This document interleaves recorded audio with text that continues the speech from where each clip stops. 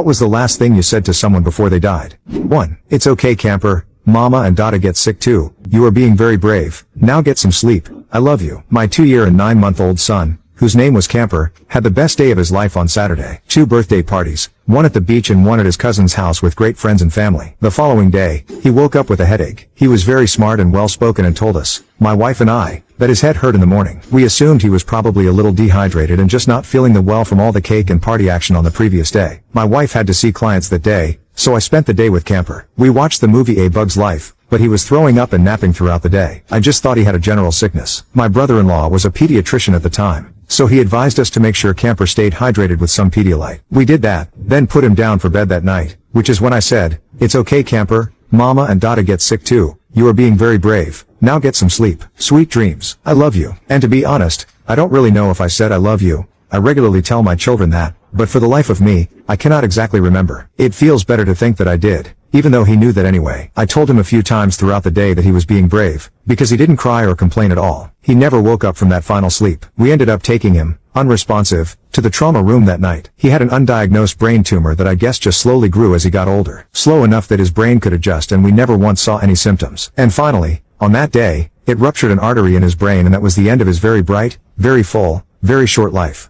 2. I will never forget the last thing I said to my daughter before she died. I was tired after working, so I decided to lay down to watch the evening news. My daughter had just finished eating the dinner I cooked. She had epilepsy and was experiencing frequent grand mal seizures, but every time I would call the paramedics, they would tell me just don't let her hurt herself. Anyway, I told her to go lay in my bed and watch Friends, which was one of her favorite shows. She called out to me, Mommy, Alice Cooper is on Friends. I told her I was too tired to get up. When I got up to see what she was watching a few minutes later, I found her dead. To this day, I will always regret not going in there when she told me that. My brother told me it was probably better that I wasn't there when she had her final seizure. The doctor swore to me she wouldn't die from her seizures. I asked the coroner what caused her to die, and he told me heart failure due to the extreme nature and frequency of her seizures. My last words to her will be something I will never forget, nor will the last words she spoke to me be either. To think of her all the time. I have not been able to bring myself to get rid of most of her things. They are all I have left of her. I even have clippings of her hair. She was my only child. She was my Roxanne. 3. My incredible wife was just days away from dying of brain cancer as she lay in her hospice bed with her eyes closed. She had been largely non-responsive the previous 9 days, not answering questions posed to her, and when she was awake, just staring into space. It was late, around 10:00 p.m., and it was just she and I in her room. I asked her, may I kiss you? And she responded with a whisper that I was not expecting.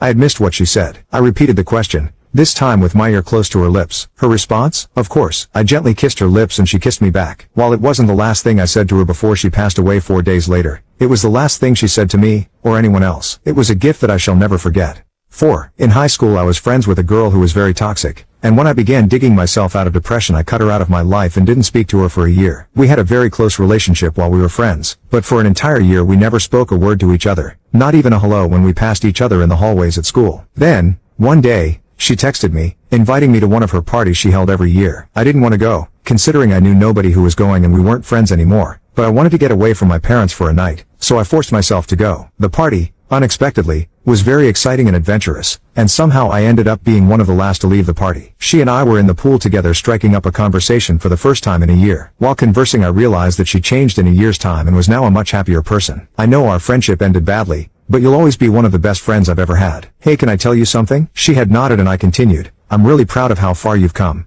and if you ever need anything I'll always be here for you. 2 days later she was texting and driving on a bridge, hit a car at a fast speed, and her car fell off the bridge with her still inside of it. She didn't survive the crash. It was very painful attending her funeral, but I am very lucky my last words to her weren't I don't want to be friends anymore, and instead more kind, heartfelt, and honest. 5. Last year my beloved husband Bob died. It came out of the blue with no warning. My sweetheart had been out in the yard working for a couple of hours and it was a hot humid Tennessee day. As he sat in a rocking chair in our living room under a fan, I brought him water. He drank a couple of large glasses while we talked about what we were going to do that evening. We had decided to snuggle on the couch and watch a movie. It was about 7 p.m. I knew he had to be tired as he had sweat through his clothing and was dirty from the weed eating. The 2 puppies we had began to dance around us wanting their evening walk, and I suggested that he ignore them and rest a bit. I knew that they could wait, but he said, no, I have plenty of steam, I'll be back in a bit. I said, okay, and bent down to kiss his cheek, and he said, I'm dirty as a pig, and I told him, yeah, but you're my little pig, and kissed him anyway. He gave me that look husbands give their wives and I smiled, and he said, you keep that thought going, I'll be right back, and I just smiled and winked at him. He walked the dogs around the corner and I never saw him conscious again. My beloved was gone in an instant. He was 59. The drive said later that he had developed an unusual heart rhythm that could not sustain life. He had no blockages or plaques. Some things in life make no sense. All we can do is go on and be and do the best we can with God's help. Somehow I am greatly consoled by the fact that my hubby always knew how much I loved him and that even after 39 years of marriage we were still attracted to each other and preferred time together over anything else. I was,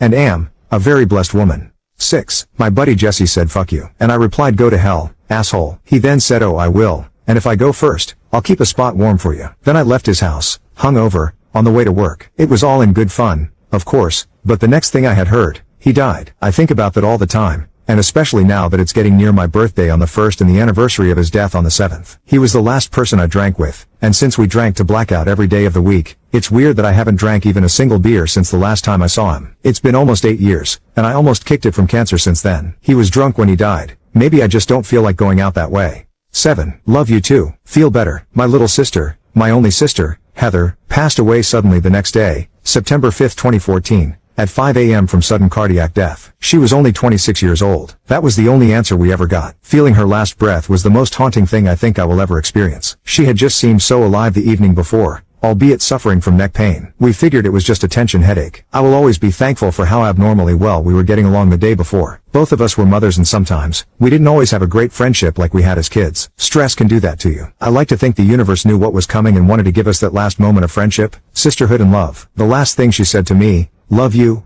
Tabby. She hadn't called me that since she was just a little girl wearing Velcro shoes, pigtails and following me everywhere I went. This experience has made me realize just how important it is to love like it's your last day on this earth, because you really never know when someone you love could be gone.